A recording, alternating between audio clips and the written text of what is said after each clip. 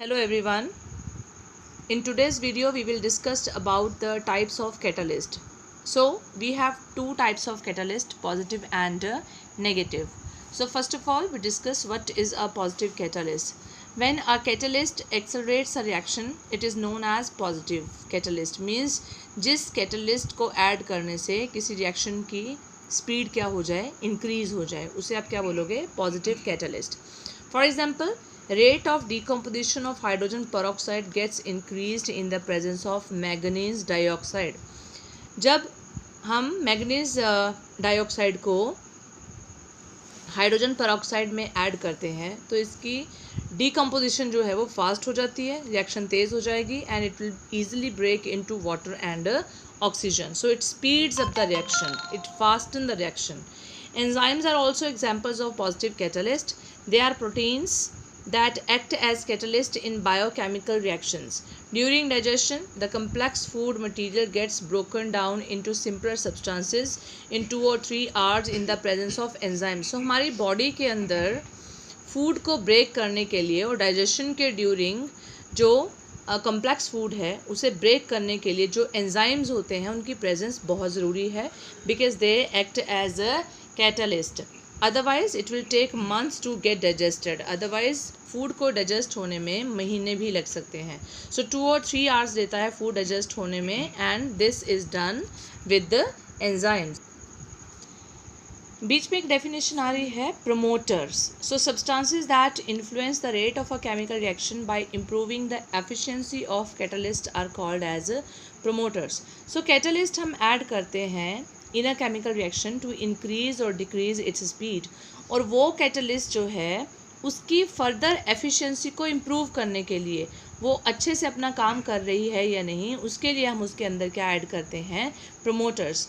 For example, manufacture of ammonia, iron acts as a catalyst and molybdenum as the promoter. So molybdenum increases the efficiency of catalyst iron. So this is Haber's process actually, जिसमें nitrogen and hydrogen 1:3 के proportion में हम mix करते हैं to form ammonia और उसमें हम add करते हैं finally divided iron as the catalyst और उसकी एफिशिएंसी को चेक करता है molybdenum which acts as a promoter. So in the absence of a catalyst, promoter alone cannot increase the rate of reaction. So जहाँ पर भी हम promoter डालेंगे उसके पहले catalyst डालना ज़्यादा ज़रूरी है. Next we have the negative catalyst.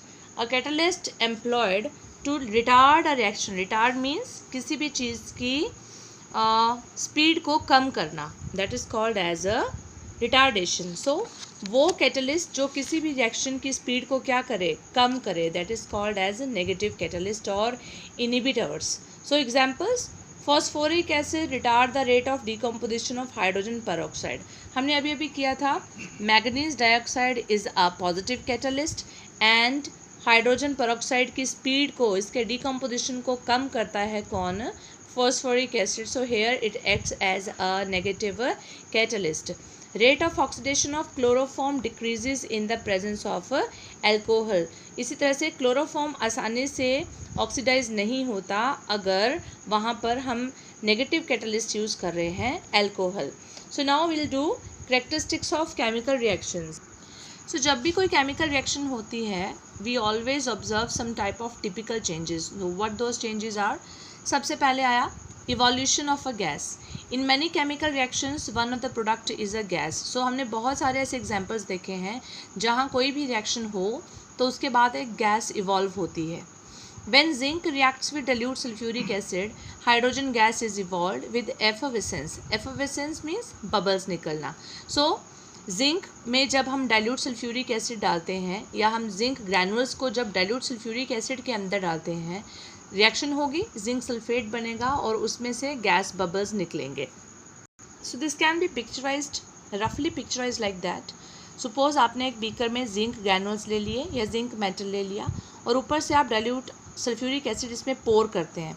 So reaction होगी एंड रिएक्शन के बाद इसमें से गैस निकलेगी and that gas will be hydrogen.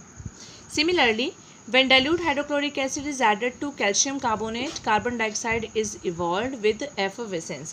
So calcium carbonate in the solid form में जब आप HCl एसिड डालेंगे then it will form salt, water and उसमें से गैस निकलेगी carbon dioxide. This is a general equation जिसमें क्या होता है कि किसी भी कार्बोनेट में जब हम एसिड डालते हैं तो सॉल्ट बनाएगा, वाटर बनाएगा एंड उसमें से कार्बन डाइऑक्साइड गैस इवॉल्व होगी.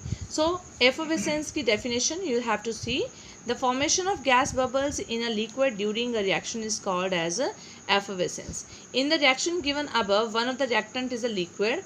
In such cases, that is when one of the reactant is a liquid, the gas produced from bubbles in the liquid, that is effervescence takes place. अब यहाँ पर देखिए, one of the reactant is a liquid.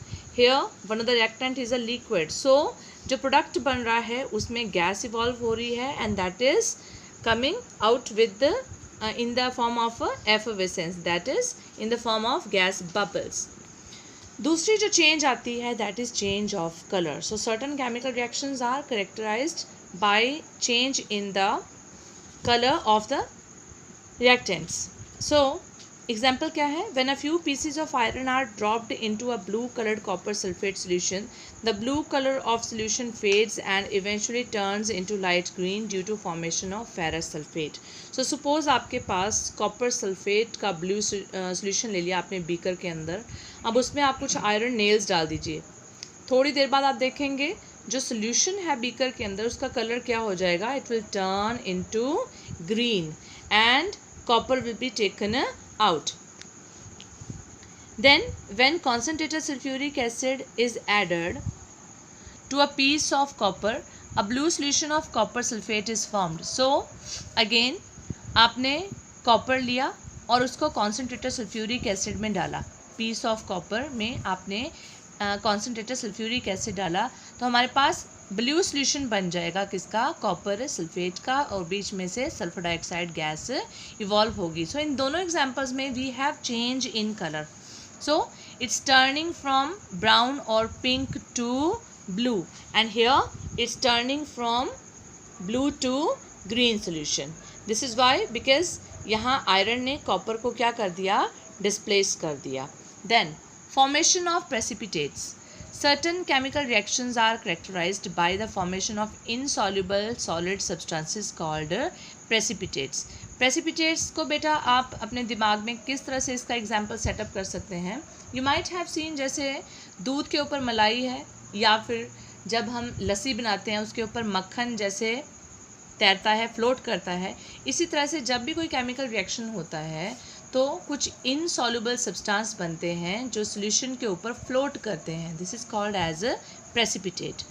For example when a solution of silver nitrate, इसमें जब आपने sodium hydroxide, sodium chloride add किया, दोनों के बीच में रिएक्शन होगी, हमारे पास बन जाएगा सिल्वर क्लोराइड के प्रेसिपिटेट्स प्लस नीचे जो सॉल्यूशन बचेगा टेस्ट ट्यूब के अंदर या बीकर के अंदर that will be sodium nitrate.